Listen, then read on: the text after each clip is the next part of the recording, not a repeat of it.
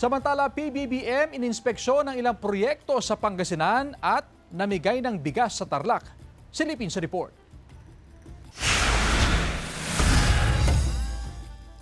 Pinangunahan ni Pangulong Ferdinand Marcos Jr. ang inspeksyon sa bagong ayos na modernized Sual Fish Port sa Pangasinan. Bahagi ito ng patuloy na pagsisikap ng gobyerno na palakasin ang sektor ng pangisdaan sa bansa. Nagsimula na ngayong araw ang operasyon ng fish port na makatutulong sa mga mangingisda sa Western Pangasinan.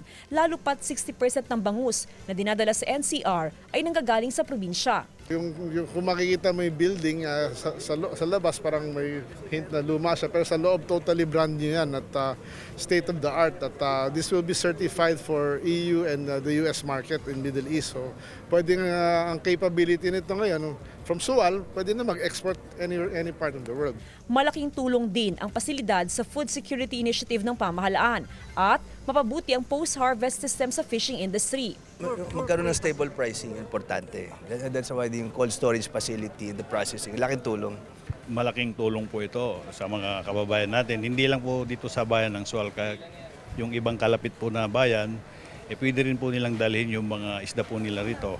Lubos ang kagalakan at pasasalamat ng mga mangingisda sa proyekto at programa nito ng pamahalaan. Malaki din yan. Siyempre, katulad sa amin na mangingisda, wala kaming ilaw, saan kami kukuha din dyan. Pinangunahan din ni PBBM ang pamamahagi ng 20 pesos na bigas sa mga taga-Sual. Personal din niyang kinumusta ang mga empleyado ng BFAR na nakasakay sa mga BFAR vessel na nakadaong ngayon sa Sual Fish Port at kasalukuyan na nagre-resupply ng mga pagkain. Sa Tarlac, may 3,000 na residente ang tumanggap ng tig 10 kilong bigas sa pamamagitan ng Bawat Bayan Makikinabang program.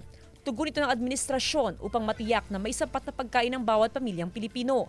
Ipinagkaloob din ng Pangulo ang tseke na nagkakahalaga ng mahigit 102 million pesos na pakikinabangan ng 511 na barangay sa buong lalawigan. Kasama si Henry Duminsil, Jasmine Gabriel Galban, One North Central Luzon.